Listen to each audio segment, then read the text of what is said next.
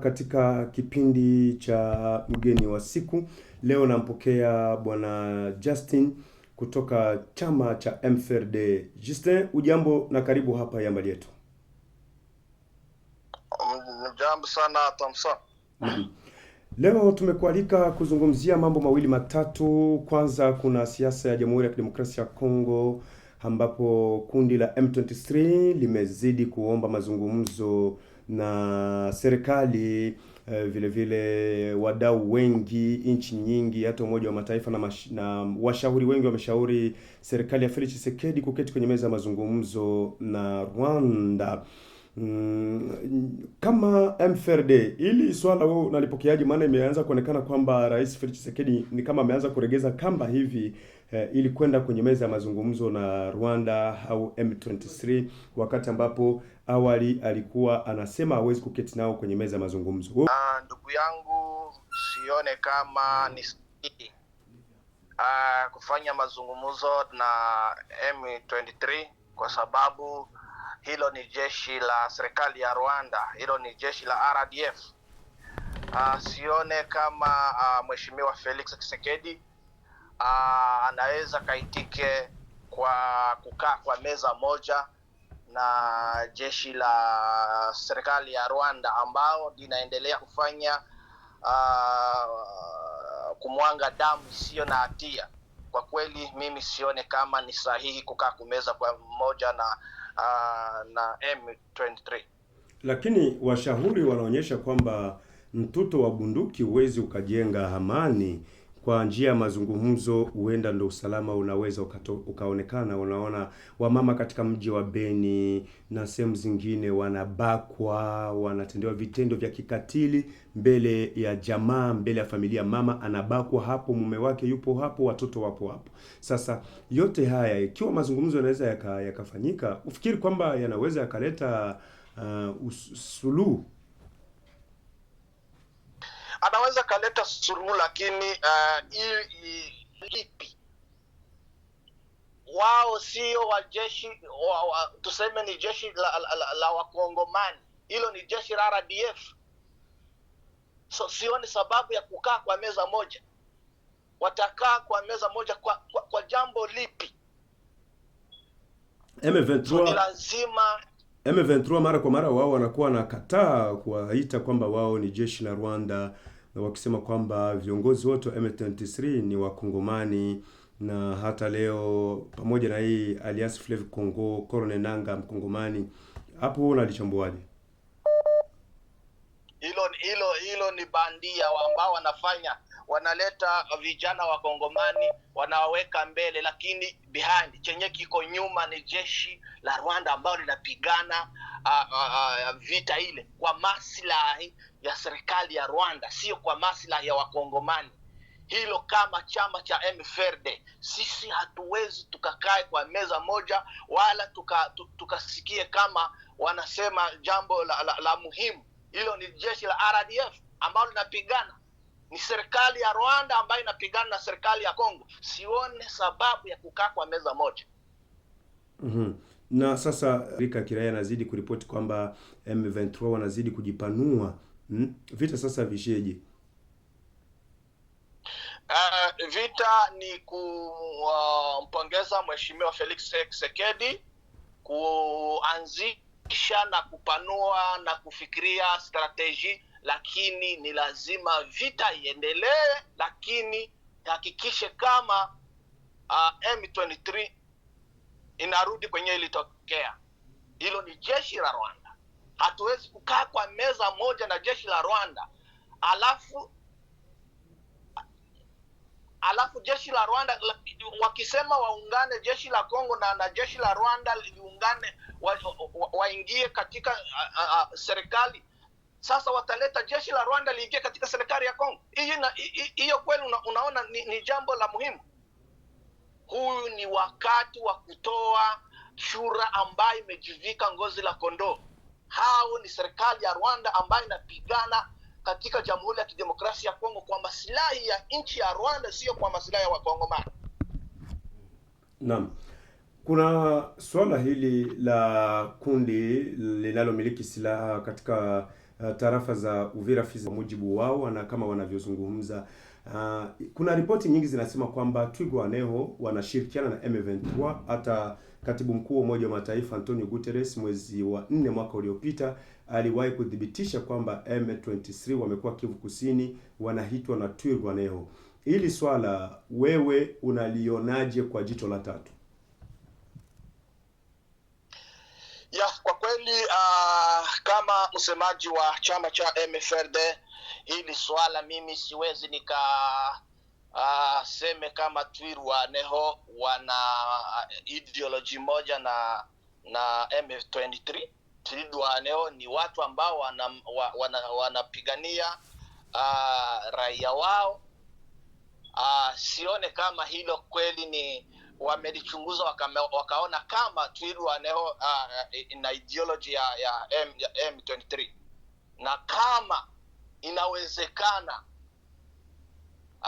wanafanya vitendo hivyo, ni lazima wawachukulia hatua, kwa sababu M23 ni serikali ya Rwanda kwa maslahi ya Wakongomani. Na endapo ungekuwa karibu ya viongozi wa Twirwaneho, ungewashauria nini kutokana na hizi taarifa zote zinazoelezwa kwamba Twirwaneho wamefungana tena na M23, kama ungekuwa karibu na viongozi wa Twirwaneho, mfano Ndakize Kamasa ambaye ni mratibu, Kanali Rukundo Michel Makanika, kina Joseph Mitabo, kina Charles Sematama, kama tungekukutanisha nao, wewe ungewapa ushauri gani?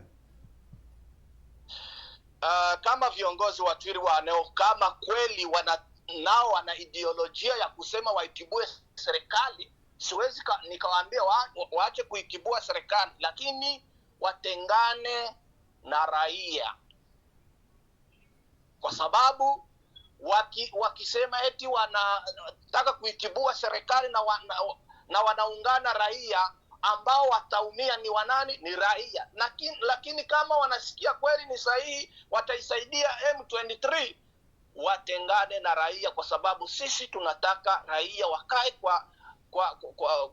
kwa amani. Tunataka raia wetu wasiendelee kuwa chakula chao kiende. Nchi wanaelezwa kwamba wanatoa hotuba za chuki, wakisema kuhusu jambo fulani, inasemeka kwamba ili ni hotuba ya chuki, ni kuchochea chuki za kikabila. Hapa unasemaje?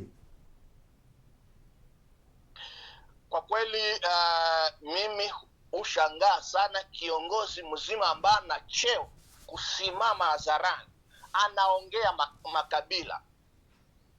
Hiyo ni kuleta chuki ndani ya raia. Lakini kuna viongozi ambao wako madarakani, lakini wanasimama hadharani wanaongea makabila. Hiyo ni kuleta chuki na ubaguzi wa rangi katika wananchi wa Jamhuri ya Kidemokrasia ya Kongo. Hususan ule ambaye anaitwa Bitakwira, nimesikia hotuba zake, ni hotuba za uchochezi za kuleta chuki ndani ya raia. Hiyo kama chama cha MFRD hatutaki. Tunaambia Mheshimiwa Felix Tshisekedi, watu ambao wanaleta chuki na ubaguzi, huyu ni wakati wa kuwaondoa wote. Tujenge serikali ambayo ina malengo kwa wananchi na kupatia vijana mwelekeo. Na unafikiri madhara yake yanaweza yakawa yapi ikiweza kuwa wanasambaza hotuba za chuki? Sana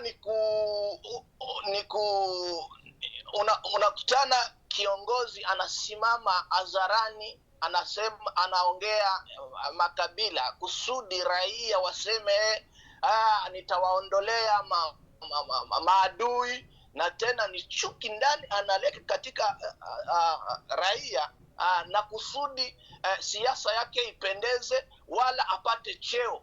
Lakini hiyo mimi naviona kama ni kutekeleza mzuri. Kiongozi ni kama kifua cha mbele na nyuma. Kiongozi analenga raia wote, lakini hakuna kiongozi mzima anasimama hadharani anaongea makabila yake, wala kabila hii itafanya hivi, kabila hii itafanya hivi. Hiyo ni upuzi mkubwa sana.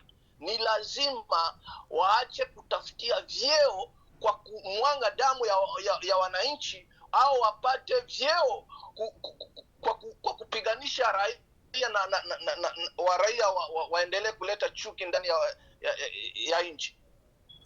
Tunafika ukingoni mwa kipindi chetu hichi. Una neno gani la ziada la kuongezea? Neno naweza nikaambie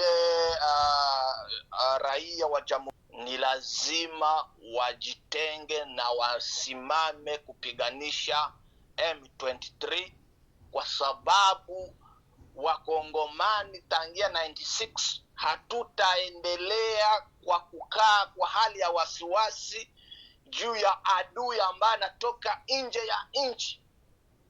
Anakuja anawadanganya eti anakuja kuwatetea, wacha anakuja kulenga kabila fulani. Hiyo ni kuleta chuki na ubaguzi katika Jamhuri ya Kidemokrasia ya Kongo. Hata kwao makabila walishayamaliza, lakini wanayaleta katika Jamhuri ya Kidemokrasia ya Kongo.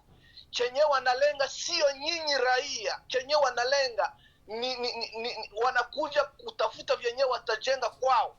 Lakini muda ni huyu, kama raia wa Kongo tuungane, tutekeleze maslahi yetu sisi wote. Naam, Justin, tunakushukuru kwa muda wako, tunakutakia kila la heri na karibu wakati mwingine hapa Iambale Yetu TV tutakapokuhitaji, na tunakumbusha wasikilizaji na watazamaji wetu kwamba ni kiongozi wa MFRD ambaye tulikuwa tukizungumza naye moja kwa moja kwenye laini yetu ya simu hapa kuhusu mazungumzo ya serikali ya Jamhuri ya Kidemokrasia ya Kongo na M23, ila pia kuhusu Twirwaneho na M23, uhusiano uliopo. Je, hupo?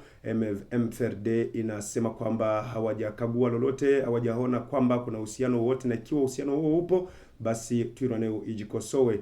Ila pia MFRD wanaenda kukemea hotuba za chuki nchini Jamhuri ya Kidemokrasia ya Kongo ili wananchi wapate kuishi kwa amani na salama. Mimi ni Thompson Unji Batangola William, nikutakia kila laheri bwana Justin. Tunakushukuru kwa muda wako na karibu mara nyingine tena hapa. Asante Thompson. Kila laheri kwako. Asante.